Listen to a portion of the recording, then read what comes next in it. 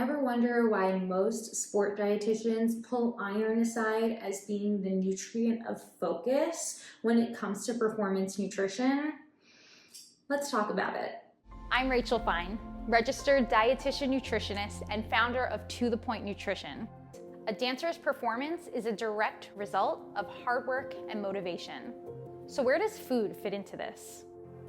There's a lot of myths and a ton of antiquated ideals, and I'm here to dispel those. Hi, I'm Rachel Fine. I'm a registered dietitian nutritionist working with dancers of all ages and of all levels in supporting their fuel plans and helping them to build the most sustainable relationship with food possible. Today I want to talk about a nutrient of focus, and that's iron. Many dancers unfortunately miss the mark when it comes to this nutrient, so it's incredibly important that we take in some considerations for how you can ensure that your current fuel plan is supporting your daily iron needs. So I'm not crazy pulling this nutrient aside. In fact, the International Olympic Committee recommends iron screenings for all athletes during their health evaluations. Now granted, dancers are artists, but the intensity at which they move their bodies is definitely comparable to those of an athlete. So it's important that we talk about why iron is not only an athlete's nutrient, but also an artistic athlete's nutrient. In fact, one study demonstrates more than half of female ballet dancers are iron deficient. On top of this is the established prevalence of iron deficiency among adolescent females in general. So why is it so important, specifically for dancers, to maintain their iron status? Well, for starters, iron plays a pivotal role in the transportation of oxygen throughout your body. More specifically, it's a key component of hemoglobin, the protein found in our red blood cells that helps to both carry and deliver oxygen from your lungs to your working muscles and all over your body, including your brain, critical for both stamina and focus.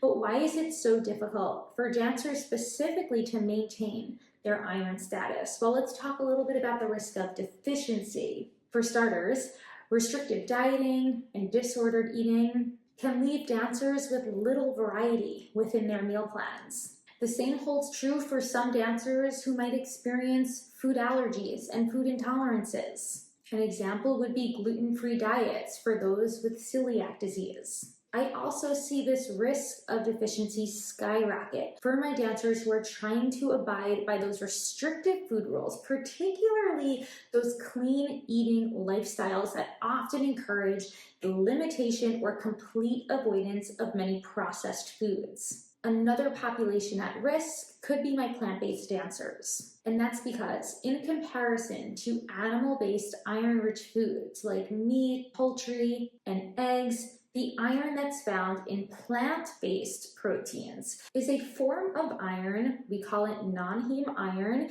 that is less bioavailable, which means that even though these foods contain iron, that iron is less absorbable and not as efficiently utilized by the body. Now let's couple this with restrictive eating or even unintentional undereating, such as from those busy active schedules. And that dancer's risk of iron deficiency is naturally going to skyrocket. Now, while these reasons are arguably modifiable in thinking about how we can prevent the onset of iron deficiency, there are some non-modifiable or risk factors that are rather out of our control when considering a dancer's risk of iron deficiency, and one such example is menstruation. Dancers known to have heavier monthly periods are, for obvious reasons, at risk for increased blood loss and therefore an increased loss in iron. In addition to this is the body's ability to absorb iron from food and supplements happens to decline for up to 3 hours following very intense exercise or activity. So arguably this could be another reason why many dancers might fall deficient in this micronutrient. So identifying an iron deficiency, this is super challenging, especially because some of the symptoms experienced are symptoms that a dancer can experience on any given day basically because of the intense nature of their schedule. And the perfect example for that is the experience of fatigue. Many dancers feel fatigued, especially through performance and competition season. So it's not always the best marker in allowing us to directly identify the potential for iron deficiency. So instead, I'd like to use a little bit of a process of elimination with dancers to better identify not necessarily a deficiency, but a risk of deficiency, and a couple prompts that I want you to consider. Are you dancing over 15 hours a week?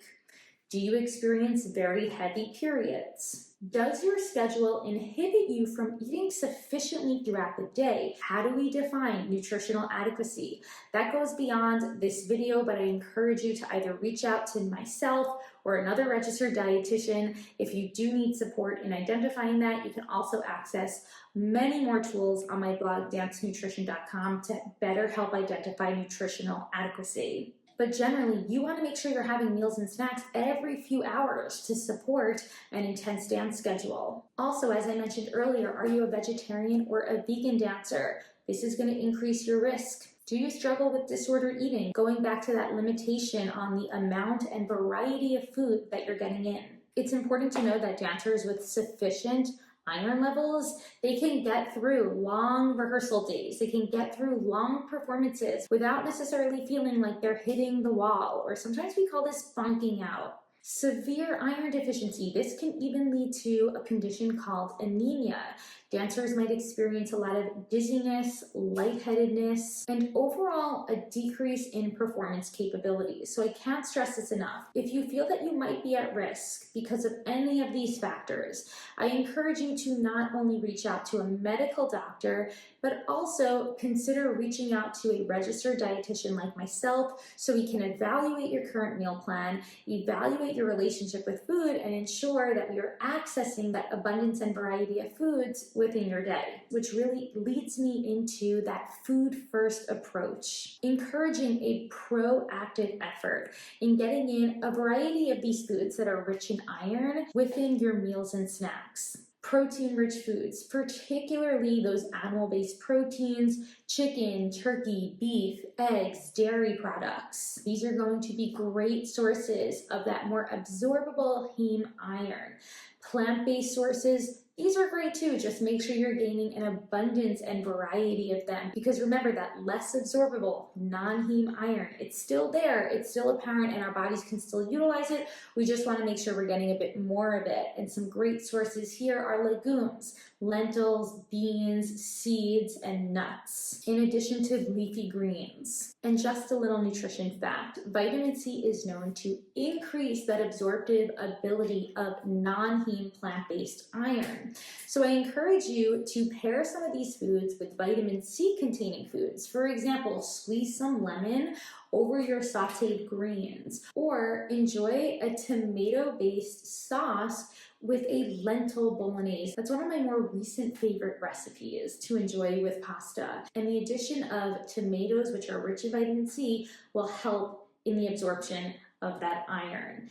What about supplements? So many dancers do find that they need iron supplements, but this is not a decision that I encourage you to make on your own. You should always be consulting with a medical doctor and a registered dietitian nutritionist before starting a supplement, particularly an iron supplement. Not only is this for safety reasons, because many supplements are largely unregulated, but iron supplements in particular can interact with some other medications and supplements that you might be taking. And also, iron supplements could be quite difficult on the stomach, so you'll need a couple more meal planning strategies to aid if this is a potential discomfort that you're experiencing. If you want to reach out to me, you can go ahead and do that. My website is dancenutrition.com. The Healthy Dancer is my program where we can work together to better evaluate your current meal plan and really encourage that food first approach to ensuring that you are meeting your daily iron needs to support the short term and long term of your dancing. I hope to see you there. I've got a free 7-day trial that you can start right now. Zero commitment, only strategy. And until then, I'll talk to you soon.